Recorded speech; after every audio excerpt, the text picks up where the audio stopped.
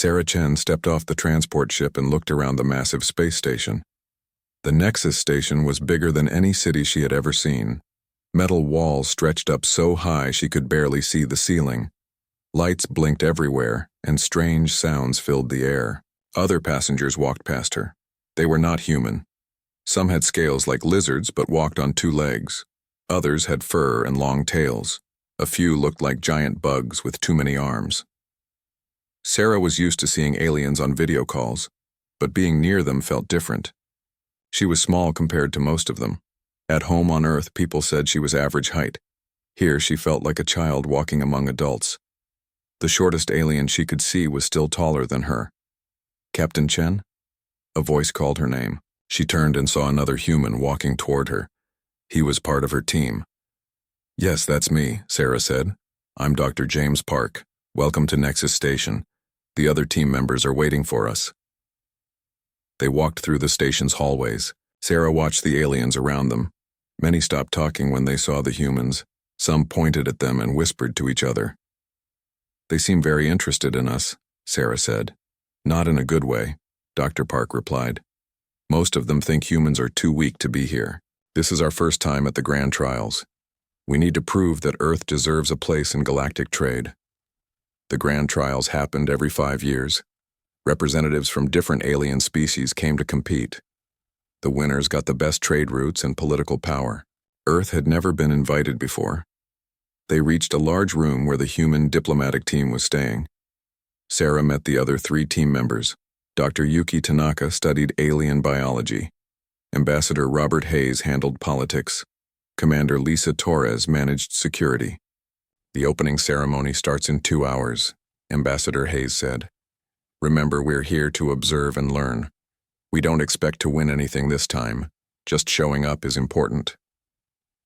The ceremony took place in a giant arena. Thousands of aliens filled the seats. Sarah and her team sat in a small section marked for new species. The aliens around them whispered and stared. "Look at the tiny mammals," one said. "I heard their planet has heavy gravity, but they're still so small," said another. "Why did the council even invite them?" The ceremony began. A tall alien with blue skin and 4 arms stood on the arena floor. His voice boomed through speakers. "Welcome to the Grand Trials. This year we have representatives from 43 species. Each will compete to prove their worth." He listed the different competitions: combat trials, strategy games, endurance tests, and technology demonstrations. Sarah listened carefully to each one. The winner of each category gains voting rights in the Galactic Council for the next 5 years. The overall champion gets to choose new trade routes. After the ceremony, the teams mingled in a large hall. Sarah tried to talk to representatives from other species, but most ignored her. A few were polite, but clearly thought humans were not important. Then a massive alien approached their group. He had green scales and was nearly 3 meters tall.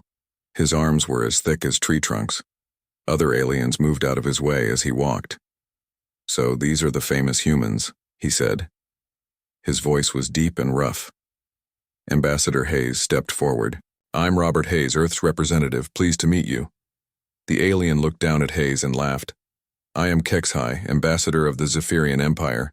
I have been reading about your species." "Oh? What did you learn?" Hayes asked. "That you are weak. Your average strength is less than a Zephyrian child. Your technology is primitive. You still use chemical rockets to travel between planets." Sarah felt her face get hot, but she stayed quiet. Hayes kept smiling. "We may not be the strongest, but humans have other qualities," Hayes said. "Like what?" Kexhai asked. "Your planet is small. Your population is tiny compared to ours. What could you possibly offer the galaxy?" Other aliens gathered around to watch. Sarah could hear them making bets about how long it would take for the humans to give up and go home. "We believe diversity makes the galaxy stronger," Hayes said. "Every species has something unique to contribute." Kexhai laughed again. "Pretty words. But the Grand Trials are not won with speeches. They are won with strength, skill, and courage." He pointed at Sarah. "What about this one? She looks especially weak even for a human." Sarah looked up at the massive alien. He was right about her size. She was one of the smaller humans on the team. but something in his tone made her angry. "I may be small," she said quietly, "but I'm still here." "Brave words from someone so tiny," HFY said. "Tell me, little human, what did you do on your world? Were you a diplomat like your ambassador here?" "I was a soldier," Sarah said. This made HFY laugh even louder. "A soldier? You? What did you fight, insects?" The other aliens joined in laughing. Sarah felt her team members getting uncomfortable. Ambassador Hayes put a hand on her shoulder, trying to calm her down. "I fought other humans," Sarah said. "And I won." "Humans fighting humans," HFY said, still laughing. "Like children playing games. I have fought real warriors from dozens of species. I have never lost a battle." "Good for you," Sarah said. HFY stopped laughing. He leaned down so his face was closer to hers. "I do not think your species deserves to be here. You are too weak. Your world should remain isolated until you grow stronger." "That's not your decision to make," Hayes said quickly. "Actually, it could be," HFY said, standing straight again. "If your species cannot even win a single trial, the Council might decide you're not ready for galactic society." Sarah stepped forward. "What kind of trial?" "Sarah," Hayes warned. "Combat trial," HFY said. "One-on-one fighting. Winner takes all." "And if I win?" Sarah asked. "You won't," HFY said. "But if you somehow did, the Zephyrian Empire would support Earth's bid for trade rights." "And if I lose? Your species agrees to leave and not return for 50 years. The hall got very quiet. Everyone was listening now. Hayes grabbed Sarah's arm. "Captain Chen, we need to discuss this privately," he said. But Sarah was still looking at HFY. She had spent years in the military. She had fought in 3 different wars. She had survived things that would kill most people, and she was tired of being called weak. "I accept," she said. The crowd made surprised sounds. Hayes looked shocked. The other team members stared at her. "Sarah, you can't be serious," Dr. Torres said. "The arena will be available tomorrow," HFY said, grinning. "I look forward to this contest." He walked away, followed by other Zephyrians. Soon, aliens throughout the hall were talking excitedly about the challenge. "What have you done?" Hayes asked Sarah. "What I had to do," she replied. "They think we're weak. Maybe it's time to show them they're wrong." "You're going to fight a 3-meter-tall alien warrior," Dr. Tanaka said. "He probably weighs 4 times what you do." "Size isn't everything," Sarah said. She walked away from the group and found a quiet spot to think. Through the large windows she could see Earth in the distance, a small blue dot among the stars. Her home world was counting on this mission. Tomorrow, she would step into an alien arena and fight for humanity's future. The odds were against her. Everyone expected her to lose, but Sarah Chen had been underestimated before. She smiled. Tomorrow would be interesting. Sarah woke up early the next morning. The fight was scheduled for the evening, but she wanted to prepare. She had asked the station's computer where she could train. It directed her to a large gym area used by all species. When she arrived, the gym was already busy. Aliens of different types were exercising. Some lifted weights that looked impossible to move. Others practiced with weapons that glowed with energy. A few worked on combat moves that seemed more like dancing. Sarah found an empty corner and started her routine. She began with simple exercises. Push-ups, sit-ups, running in place. The aliens around her stopped what they were doing to watch. "What is the human doing?" one asked. "I think she's exercising," another replied, sounding confused. "But those movements are so basic. Where is her energy enhancement suit? Maybe humans are too primitive to have them." Sarah ignored them and kept working. She had brought some basic equipment from Earth. Hand weights, resistance bands, and a simple rope for jumping. The aliens seemed fascinated by how simple her tools were. After an hour, Dr. Tanaka found her. "How are you feeling?" "Good," Sarah said, wiping sweat from her face. "Ready?" "I've been studying HFY's species," Dr. Tanaka said. "The Zephyrians are strong and fast, but they come from a planet with lighter gravity than Earth. They're not used to long fights." "How long is long for them?" "Most of their battles last less than 10 minutes. Their muscles are designed for quick, powerful movements." Sarah nodded. "What about their weapons?" Energy-based. Plasma swords, ion shields, things like that. Very advanced technology. But they need power sources? Yes, battery packs usually. Good for several hours of use. Sarah thought about this information. What about their armor? Light but strong. Designed to stop energy weapons. I'm not sure how well it works against other things. Sarah understood what she meant. Human weapons were different from what most aliens used.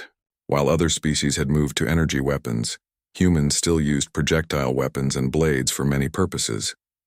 The rest of the human team joined them in the gym. Ambassador Hayes looked worried. Sarah, it's not too late to call this off, he said. We can find another way to prove ourselves. Like what? Sarah asked. Diplomatic negotiations, technology sharing, cultural exchange. They don't respect us enough for any of that to work, Sarah said. They think we're too weak to matter. Commander Torres nodded. She's right. I've been talking to security personnel from other species. They all think humans are harmless. Maybe that's not a bad thing, Hayes said. It is if we want to be taken seriously, Sarah replied. Dr. Park had been quiet, but now he spoke up. I've been looking at historical records of the grand trials. Combat challenges are rare, but when they happen, they usually change how species are viewed by everyone else. In what way? Hayes asked. Winners get respect. Losers get ignored for decades. Sarah continued her training. Word about the fight had spread throughout the station. Aliens kept coming to the gym to watch her prepare. They seemed amazed by how simple her methods were. She's just lifting metal bars, one alien said. No energy enhancement at all. And running in circles, said another. My offspring could do better. I heard HFY is betting his personal fortune that he'll win in under 5 minutes. Sarah tried not to listen, but it was hard to ignore. By afternoon, the betting systems throughout the station were overwhelmed with wagers. The odds against her were now over 1,000 to 1. An old alien approached her while she was resting. He had gray fur and walked with a cane. His species was called Vorthan, according to her files. Young warrior, he said in a quiet voice. May I speak with you? Of course, Sarah said. The old Vorthan looked around to make sure no one was listening. I am called Elder Toth. I have been studying your species since yesterday. What did you learn? Troubling things, he said. Your people have fought many wars, yes? Yes, long wars. Years, sometimes decades, Sarah nodded. Some of them. And your soldiers, they fight without energy weapons? We have some energy weapons, but we still use projectile weapons and explosives mostly. Elder Toth was quiet for a moment. On your world, what is the longest a battle has lasted? Sarah thought about it. Individual battles? Maybe a few days. But some campaigns went on for months. Months, the old alien repeated. Young warrior, I think perhaps you should not hold back tomorrow. What do you mean? Show them what humans truly are. But be careful not to show them too much. The old alien walked away, leaving Sarah confused. She didn't understand what he meant about showing too much. That evening, the arena filled with spectators. Sarah had never seen so many different types of aliens in one place. The noise was incredible. Everyone seemed excited about the fight. She waited in a small room under the arena. Her team was with her making final preparations. Remember, Dr. Tanaka said, Zephyrians tire quickly. Try to make the fight last as long as possible. Don't try to match his strength, Commander Torres added. Use speed and tactics. And Sarah, Ambassador Hayes said, whatever happens out there, you've already made humans proud. Sarah nodded. She was wearing simple combat gear from Earth. No energy shields, no plasma weapons, just basic armor and a few simple tools. A speaker in the room crackled to life. Combatants, report to the arena floor. Sarah stood up. Time to go. She walked through a tunnel that led to the arena. The noise got louder as she got closer. When she stepped onto the sand-covered floor, the crowd erupted in sound. HFY was already waiting for her in the center. He looked even bigger than before. His green scales gleamed under the bright lights. He wore armor that hummed with energy. In his hands, he carried weapons that glowed bright blue. Sarah walked toward him. The arena was huge, with different types of terrain. Sand in some areas, rocks in others, even some water features. It was designed to test fighters in various conditions. Little human, HFY called out as she approached. Last chance to surrender. I'm good, thanks, Sarah replied. The crowd laughed at her response. Above them, A massive alien in official robes began to speak. Citizens of the galaxy, today we witness a rare challenge. The human Sarah Chen faces Zephyrian champion Kexhai in single combat. The terms have been agreed upon. Winner takes all. Sarah looked up at the crowd. Thousands of aliens stared down at her. Most seemed to be expecting entertainment, not a real fight. Begin when ready, the official announced. Kexhai activated his weapons. Energy crackled around his sword and shield. He was impressive to look at. Sarah took a deep breath and got into position. She had fought many battles, but never with so much at stake. Not just her life, but her entire species' future in the galaxy. The arena fell silent, waiting for the first move. Kexhai charged first. His massive legs covered the distance between them in seconds. The plasma sword in his hand left trails of blue light as he swung it toward Sarah's head. Sarah rolled to the side. The sword hit the sand where she had been standing, sending up a spray of melted glass. The crowd cheered at the impressive display of power. Stand and fight, coward. Kexhai roared, but Sarah was already moving. She ran toward a cluster of rocks at the edge of the arena. Kexhai followed, his heavy footsteps shaking the ground. The human runs away. Someone in the crowd shouted, "I told you they were weak," another voice called out. Sarah reached the rocks and quickly climbed up onto one about 2 meters high. Kexhai arrived a moment later, swinging his sword at the rock. The energy blade cut through stone like butter. Sarah jumped to another rock as the first one crumbled. Kexhai had to move around the debris to follow her. This gave her time to study her opponent. He was strong and his weapons were deadly, but he moved in straight lines. His attacks were powerful but predictable, and he was already breathing harder than when the fight started. "Fight me properly," Kexhai demanded, smashing another rock with his sword.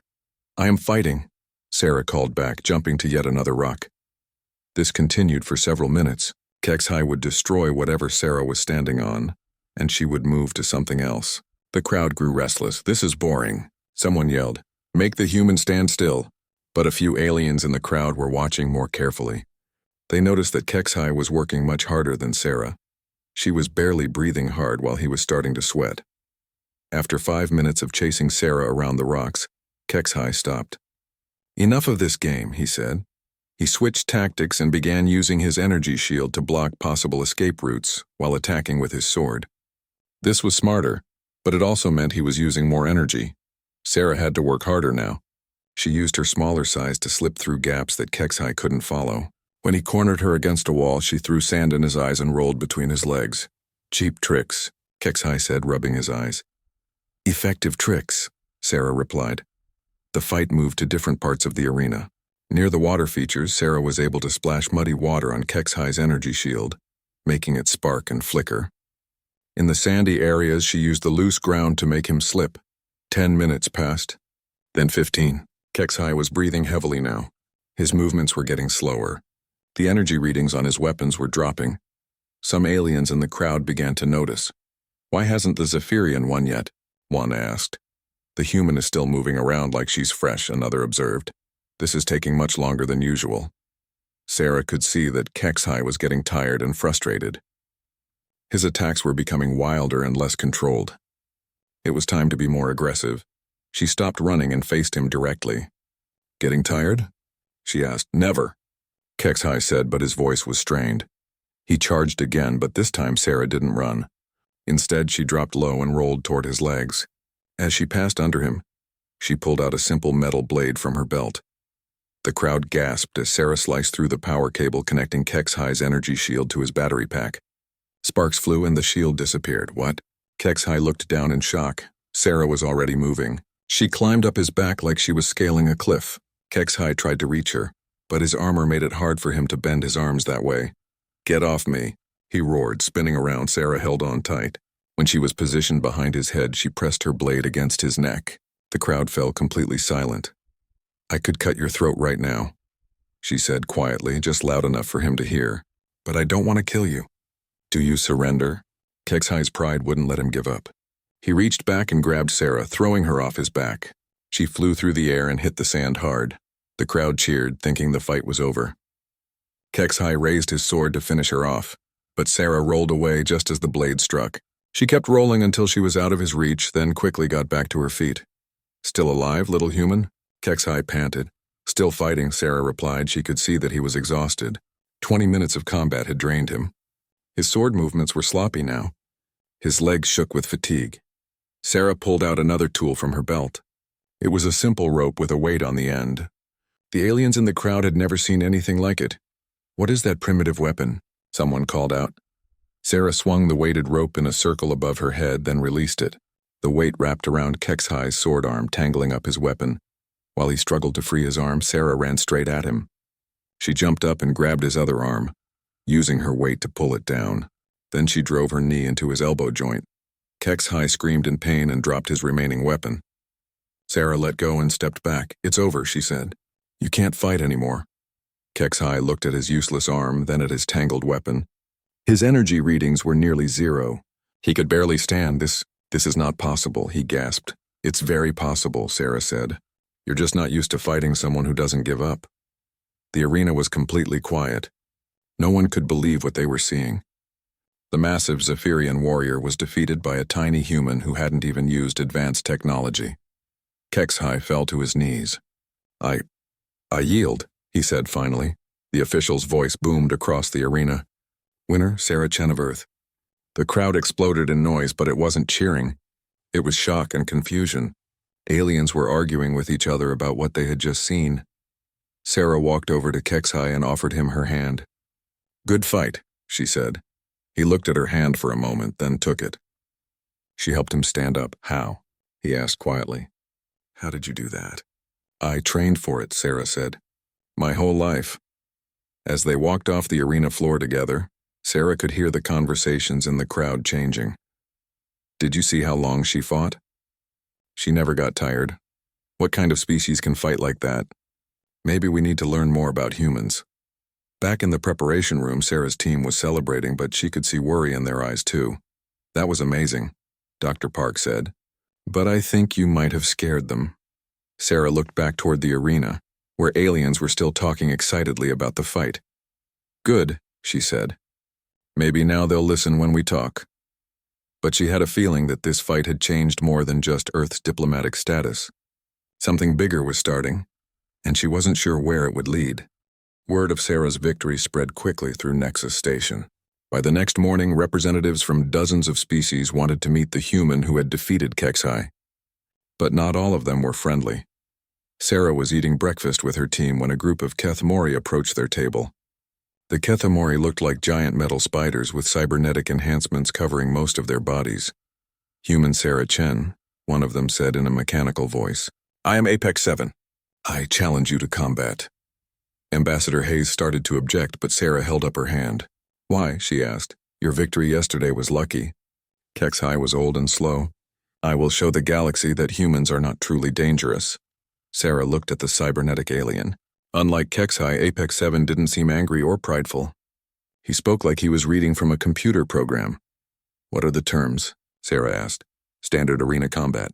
If I win, your species agrees to share all military technology with the Kethmori Collective. And if I win? Impossible. But if you somehow succeeded, the Collective would support human expansion into 3-star systems." It was a good deal for Earth if she won, but Sarah could see the concern in her teammates' faces. "I'll need a day to prepare," she said. "Acceptable. Tomorrow at midday." After Apex 7 left, the team had an emergency meeting. "Sarah, this is getting out of hand," Ambassador Hayes said. "One fight was enough to prove our point." "No, it wasn't," Dr. Tanaka said. "I've been monitoring communications between species. Half of them think yesterday was a fluke. The other half are starting to research human military history." "What are they finding?" Commander Torres asked. Dr. Tanaka pulled up files on her tablet. "Everything. World War I, World War II, Vietnam, Afghanistan, Iraq. They're reading about battles that lasted months, wars that went on for years." "That's not necessarily bad," Dr. Park said. "It is when they start looking at casualty numbers," Dr. Tanaka replied. "They're seeing human conflicts where millions died and both sides kept fighting. To most alien species, those numbers are unimaginable." Sarah was quiet, thinking, what kind of planet do the Kethmori come from? "High technology, low gravity, very organized society," Dr. Tanaka answered. "They upgrade their bodies with machines to become more efficient." "What about their combat experience?" "Limited. They prefer to solve conflicts with superior technology rather than fighting." That evening, Sarah went back to the gym to prepare. More aliens came to watch her train, but the atmosphere was different now. Instead of laughing at her simple methods, they studied every movement she made. Elder Toth, the old Vorthan who had spoken to her before, approached again. "Young warrior," he said, "you have stirred up the galaxy." "I just fought one battle," Sarah said. "One battle that has made everyone realize they don't understand humans at all." He paused. "Some species are calling for your homeworld to be isolated. They think humans are too dangerous for galactic society." "We're not dangerous," Sarah said. "We just don't give up easily." "That is what makes you dangerous," Elder Toth replied. "Most species fight until it's no longer profitable. Then they negotiate. Humans seem to fight until they win or die." Sarah had never thought about it that way, but she supposed he was right. Human history was full of battles where people fought against impossible odds rather than surrender. The next day, the arena was even more crowded than before. News of the fight had reached other star systems. Representatives from species that weren't even at the grand trials had come to watch. Apex 7 was waiting in the center of the arena when Sarah arrived. His cybernetic enhancements gleamed under the lights. Energy weapons were built into his arms, and his metallic shell looked nearly impenetrable. "Human Sarah Chen," he said. "You will not surprise me as you did Kexahai. I have studied your previous battle extensively." "Good for you," Sarah replied. The official began the fight, and Apex 7 immediately opened fire with multiple energy weapons. Sarah dove behind cover as plasma bolts exploded around her. This was different from fighting Kexahai. Apex 7 didn't chase her or get emotional. He moved systematically, cutting off her escape routes and forcing her into smaller areas.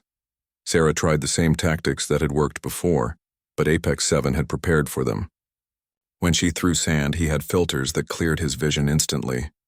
When she tried to attack his power sources, his weapons were internally powered. An hour passed. Then 2 hours. Sarah was working much harder than in her previous fight, but Apex 7 showed no signs of fatigue. His cybernetic body didn't get tired like organic muscles did. The crowd was getting restless again. Some aliens began to think that maybe Apex 7 would prove humans weren't so tough after all. But Sarah was learning. She noticed that Apex 7's movements were very precise but also predictable. He calculated the most efficient action for each situation, but he didn't adapt when conditions changed suddenly. She began doing random things, throwing rocks in directions that made no tactical sense, running toward walls and changing direction at the last second, making noise to distract him, then attacking from the opposite direction. Apex 7's programming couldn't handle the chaos. He would calculate responses to Sarah's actions, but by the time he finished calculating, she was already doing something completely different. 3 hours into the fight, Sarah noticed something important. Apex 7's weapons were starting to overheat. His cybernetic systems were designed for efficiency, not for prolonged combat against an unpredictable opponent. She changed tactics again. Instead of avoiding him, she started forcing him to use his weapons constantly. She would appear at the edge of his range, make him shoot, then disappear. Over and over. "Stand still and fight properly," Apex 7 said, but his voice was starting to sound strained. "This is how humans fight," Sarah called back. "We adapt." 4 hours in, Apex 7's systems began to malfunction. His precise movements became jerky. His aim got worse. Warning lights began flashing on his cybernetic parts. "System overload," he said, more to himself than to Sarah. "This is not supposed to happen." Sarah saw her chance. She rushed in close, too close for his ranged weapons to target her effectively. Using her metal blade, she began attacking the joints in his armor where cables and wires were exposed.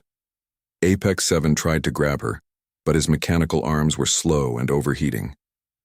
Sarah was like a surgeon, cutting exactly the right cables to disable his weapons and mobility systems. Finally, she severed the main power connection to his legs. Apex 7 collapsed, unable to move. "I yield," he said in his mechanical voice. "Your victory is unexpected." The arena erupted in chaos. Aliens were shouting at each other in dozens of languages. Some seemed angry, others appeared frightened. Sarah helped Apex 7 into a sitting position. "Your technology is impressive," she said. "Your adaptability is superior," he replied. "I will need to report this to the collective. Our assumptions about organic species require adjustment." As Sarah left the arena, she could see groups of aliens having intense discussions. The old Vorthan, Elder Toth, caught her eye and shook his head sadly. Later that night, Dr. Tanaka brought disturbing news to their meeting. Several species are calling for an emergency session of the Galactic Council, she said. They want to vote on whether humans should be allowed to join galactic society. Thought we were proving that we deserve a place here, Sarah said. You're proving that we're capable of things they didn't expect, Ambassador Hayes replied. Some of them are starting to see humans as a threat rather than just another species. What do you mean? Dr. Tanaka pulled up more files. They're calling us persistence predators. They've figured out that humans evolved by chasing prey until it collapsed from exhaustion. They think we might do the same thing to them. Sarah looked around at her teammates. Are we really that different from other species? Yes, Dr. Tanaka said quietly. Most aliens evolved as either predators who kill quickly or prey animals who run away. Almost none of them evolved to just keep going no matter what. So what happens now? Commander Torres asked. Now we wait, Hayes said. The Council will decide if humanity gets to stay or if we're too dangerous to be part of galactic civilization. Sarah stared out the window at the stars, wondering if her victories had actually made things worse for her species. 3 days passed before the Galactic Council called for an emergency session. During that time, Sarah noticed that aliens on the station were treating humans differently. Some were more respectful, but others seemed afraid. A few species avoided the human team completely. The council chamber was a massive circular room with seats for representatives from every member species. Earth had been given observer status, so the human team sat in a small section at the back. The council leader, a tall alien with crystal-like skin, called the session to order. We are here to discuss the humans, he announced. Recent events have raised questions about their suitability for galactic society. Representative after representative stood to speak. Most expressed concerns about human capabilities. They fight with primitive weapons, but defeat our advanced warriors, said the Zephyrian delegate. Their combat endurance exceeds all known biological limits, added a Kethmori speaker. We have studied their military history, said another alien. Their conflicts last far longer than any civilized species would tolerate. Sarah listened to hours of debate about her species. Some aliens defended humans, saying diversity was important for galactic society. But more and more voices called for Earth to be isolated until humanity evolved beyond their violent nature. Finally, the council leader spoke again. We will hear from one human representative before voting. Ambassador Hayes started to stand, but Sarah was already on her feet. I'll speak, she said. Hayes looked worried, but he sat back down. Sarah walked to the center of the chamber. Thousands of alien eyes focused on her small figure. You're afraid of us, she said simply. Angry sounds came from several sections of the chamber. We are not afraid, the Zephyrian delegate said. We are concerned about galactic stability. You're afraid, Sarah repeated, because you think we're different from you. You think we're more violent, more dangerous, are you not? Asked the Kethmori representative. Sarah was quiet for a moment, thinking about how to explain. On my world, we have a saying, it's not the size of the dog in the fight. It's the size of the fight in the dog. You've been judging humans by our size, our technology, our population. You missed what actually matters, which is, the council leader asked. We don't quit. When other species would negotiate or surrender, humans keep trying. When something seems impossible, we find a way or we die trying. That sounds like a threat, someone called out. It's not a threat, Sarah said. It's just who we are. We're the species that looked at fire and decided to control it. We're the ones who saw the ocean and built boats to cross it. We looked up at the stars and found a way to reach them. She turned slowly, addressing different sections of the chamber. You want to know if we're dangerous? Yes, we can be. But we're dangerous to problems, not to friends. We're the species you want on your side when everything seems hopeless. An old alien in the back stood up. Sarah recognized him as Elder Toth. What the human says is true, he said.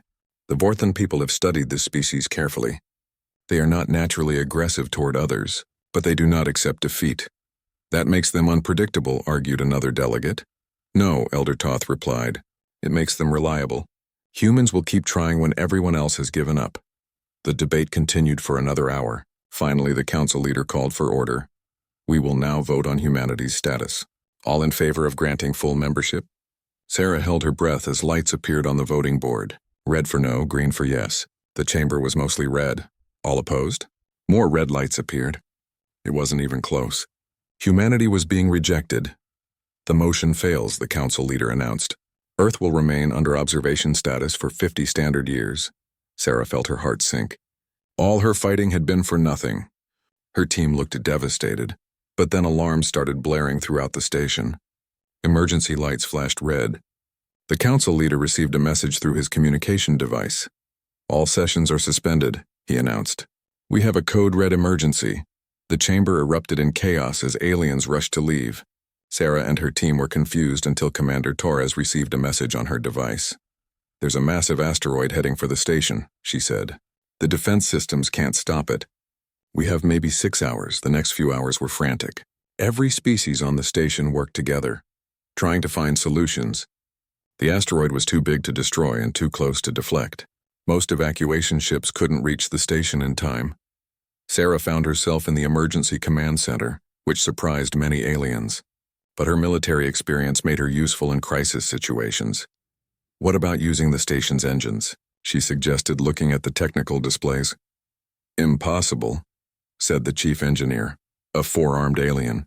The engines aren't designed to move the entire station. It would take weeks to modify them. What if we don't modify them? Sarah asked. What if we just overload them? That would destroy the engines and probably damage half the station. But would it move us out of the asteroid's path? The engineer calculated quickly. Maybe, but anyone near the engine sections would probably die from the explosion. I'll do it, Sarah said. What? Ambassador Hayes had just arrived in the command center. Someone needs to manually overload the engines from the inside, Sarah explained. The control systems won't allow it to be done remotely. It's suicide, the chief engineer said. Maybe. But if we don't try, everyone on this station dies. Other humans and aliens started volunteering. But Sarah shook her head. I'm the smallest. I can fit through the maintenance tunnels fastest. And if something goes wrong, you lose one person instead of a team. Before anyone could stop her, Sarah was already heading for the engine sections. She took a toolkit and a communication device, then entered the maze of tunnels that led to the station's power core. The tunnels were hot and filled with dangerous radiation, but Sarah kept moving. Behind her, she could hear her team on the radio, giving her technical instructions. It took her 2 hours to reach the right location. By then, the asteroid was clearly visible through the station's windows, growing larger every minute. Sarah, are you in position? Dr. Tanaka's voice came through the radio. Yes. Tell me what to do. Dr. Tanaka walked her through the process of overloading the engines. It was complicated and dangerous. One mistake would cause the explosion too early, killing Sarah without moving the station. Ready? Dr. Tanaka asked. Sarah looked at the controls in front of her. If this worked, the explosion would probably kill her, but it might save everyone else on the station. Ready, she said. She began the overload sequence. Warning lights flashed everywhere. The station's computers began screaming alerts about catastrophic system failure. 30 seconds until overload, Sarah reported. Sarah, Ambassador Hayes' voice came over the radio. Thank you. Don't thank me yet. This might not work. It will work, said Elder Toth's voice. Humans don't quit, remember? Sarah smiled despite everything. See you on the other side. The engines exploded with tremendous force. The entire station shook as massive amounts of energy were released. Sarah was thrown against the tunnel wall as everything around her turned to fire and noise. When consciousness returned, Sarah was lying in a medical bay. Dr. Tanaka was standing next to her bed, along with several alien medical personnel. Did it work? Sarah asked weakly. It worked, Dr. Tanaka said, smiling. The station moved just enough. The asteroid missed us by less than a kilometer.